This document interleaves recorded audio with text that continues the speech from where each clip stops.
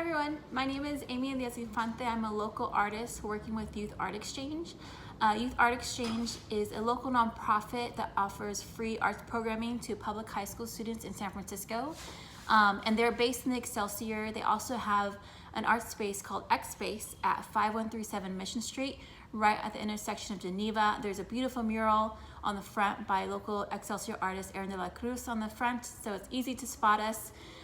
So Youth Art Exchange offers programming primarily for high school students, but also for all members of the community in this space, and now of course virtually as well. So this is one of the virtual workshops that we're offering. So this workshop is for Dia de los Muertos, which is on November 2nd. So some of you may be celebrating, some of you may already be familiar with Dia de los Muertos. But I want to give you a little bit of background in case you're not as familiar. Maybe you'll still learn something new. And you are getting this link because you hopefully picked up one of our free kits of materials to do this virtual workshop, which has some basic supplies that'll get you started. So you can make a little retablo that you can add to your altar at home to commemorate a loved one that's passed. So just for a little bit of background on Dia de los Muertos, you know, typically we see people making altares at home, altars that are honoring people that have passed. So this can be someone, a loved one from your family. It can be a friend. You can even commemorate a pet you want to remember that was special to you. You can even think about someone who was, you know, really significant figure in history that maybe you feel a connection to because they helped shape the world in a way that affects you or your family. So in this image of a couple of altares, you'll see some special symbols. Of course, you see a photograph of the person or people that you are remembering. You also see lots of fruits, lots of food. This is a time to commune with our ancestors, commune with the dead. You might pick out, in particular, if the person you're remembering has any favorite foods or drinks, then you might be sure to put those out so they can enjoy them with you. Often there are candles. You might light a candle for each person that has passed. It's also a way of helping to light the way so that those spirits can return for this night and be with us. There's water, which is a drink for the dead, but also is a symbol of purity of the soul. There's often salt, which is also a symbol of purification. You might see papel picado, which is a beautiful decorative element, but also connects to the element of wind and this veil that we're passing through. You'll see maybe pan de muerto, which has a circular shape, which symbolizes that cycle of life and death that we're honoring and recognizing. And then it has these kind of nubs on the top, which are both symbols of like skulls and bones, but also you'll often see them in fours, which are symbols also of the four directions. Similar to the cross, which for people who are rooted in the Catholic faith, there's a crucifix, but even a cross also symbolizes the four directions. So we see a lot of what's called syncretism in Dia de los Muertos. It's a combination of ancestral indigenous practices, but it's also been combined with a lot of Catholicism or practices that were brought over by the Spanish conquistadores. So those are some of the things you'll see in your altar, but really you want to fill it with things that are going to commemorate the person that has passed, that's going to bring some beauty. Other things that you'll see in this image is, again, the circle as predominant, right? The cycle of life and death. Things are always birthing and rebirthing. And so that's part of what this day is about, is recognizing death and honoring death. And through that, it helps us to appreciate the preciousness of life and the time that we have on this plane together. So you see lots of fruits here. You see there's even like an armadillo. Lots of treats on here. So it's like a feast for the body and the soul and the eyes. Some elements you'll see are often like copal, which is made from a tree resin. So it's a kind of incense that also helps to purify. Again, the pan de muerto. And you'll notice these flowers here, they're cempasúchil. So that comes from the Nahuatl word for sempoali, which means 20, and xochitl, which is flower, which is also a really beautiful name that I sometimes given, most often to girls, is xochitl.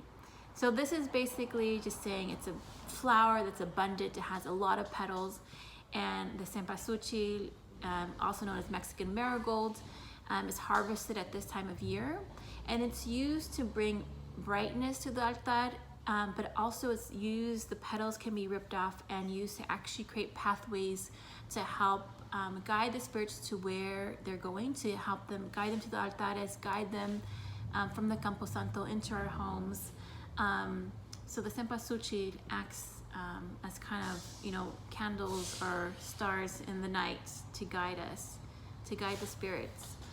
Other guides or symbols that you might see are a xolotl, which is the Mexican hairless dog, which is another word that comes from Nahuatl. So xolotl comes from the god that is connected to the underworld and the creation of humans. And Ixcuintli is the word for dog. So this dog is known as being a guide for spirits traversing into the underworld. And so it's an important symbol during Day of the Dead because he acts again as a guide back and forth from these two, the spirit world to our world here on earth. And you might also see some butterflies, like this monarch butterfly, which is thought to symbolize the spirits that have passed. And nowadays, you know, the monarch butterfly also in contemporary times has very special symbolism for immigration, right? Because the monarch butterfly has a natural migration pattern from Mexico and Central America into the United States. So this is part of why you see the symbolism often used in conversations and depictions around immigrant rights and for those who are undocumented in particular, talking about the naturalness of us to cross into this land and the unnaturalness of some of the borders that we have. So this is a little bit of background on Dia de los Muertos, and then I want to show you what you're going to get in this little kit. So the first thing that you're going to have is this really simple jewelry box, right? And you can make more. You can use any box that you have, or you can cut some paper and make this kind of shape. But this gives you a little place to put your photograph in. And if you want, you can even set it inside of the other, so you have a kind of platform or a little stage here. So you'll have this. You'll also notice that you will have two of these little flaps. So they have a little section here that is already scored, meaning it's not cut through, but it's just cut a little bit so it bends. So that's where you can take one and you can, on this smaller part, you can glue it here to the side. So you'll glue it along this side here, like that. So that'll give you little doorways here. And it's a little bit shorter than this. That way you can put it inside of the base, like this. So you have these little doors and you can still set it inside the base. So there's two of these, so you put one on each side. And there's also a smaller one in here, and that's so you can put it along the top. And this one, it just has, it's just a rectangular shape, but if you want, you can take some scissors and cut a special pattern here to add more decoration to go onto the top here. So that way you have a top, you have two of these on either side to create little door flaps, and then you also have this little flap on the bottom. And I'll show you some examples of some finished ones. So other things that you'll have in your kit are just a few supplies to get you started. So you might have some colored paper that you can put on there. You might have some little decorative elements, like some of you might be getting some little pieces of fabric like this. You might be getting some little loteria cards or some fancy paper. You might be getting some pipe cleaners. Sometimes people like to put pipe cleaners along the top and make arches. So arches also go back to the idea of a circular shape of this continuation. You'll probably get some little beads in there to add for decoration. So all those things are to get you started. You can use some or all or none of them. If you have things at home, you're of course going to put a photograph inside of your own choosing that you have of the person that you are remembering. But you can also add other elements. So when you're making your little retablo, which is this little box you're making to go onto your altar, think about special memories you have with that person, things that person liked. Do they have a favorite color? Do they have special hobbies? So those are elements that you can make. You can draw things, or you can take things that you have at home, or you can take things you collage from magazines. So try to make it special to that person and your memories with that person. So I'll show you a few examples. So here's some of these are retablos that were made without a particular person in mind, so just about honoring death. But you see a couple here honoring Frida, some little mini ones.